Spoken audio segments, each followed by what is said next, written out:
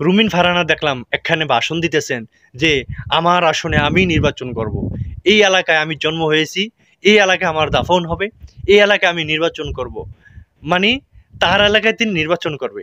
আসলে রুমিন ফারহানার কথা যদি সত্য হয়, তাইলে আমাদের দালাল জুনায়েদ আল হাবিবের কি অবস্থাটা হবে? এটা নিয়ে কিন্তু অনেকেই টেনশনে আছে, অনেকেই পেরেশানিতে আছে। আমার মনে হয় এরকম একটা কাণ্ড ঘটে গেলেও কিন্তু যাইতে পারে।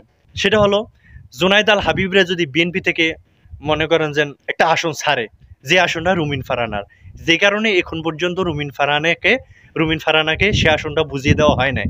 সকলের জন্য আসন বন্টন করলেও রুমিন ফারহানার এই আসনটা এখনো স্থগিত রয়েছে। এখন জুনায়েদ আল হাবিবকে মনে করেন উপর দিয়ে দিল যে যান আপনি ওখানে নির্বাচন করেন, তলে তলে রুমিন ফারহানা ওই আসনে নির্বাচন করে ফেলাইছে। তাইলে কিন্তু মনে করেন যে কাল জব্বর ভাবে জমবে, দালালি সাতরা জুনায়েদ আল হাবিব ভালো মতন টের পাইব।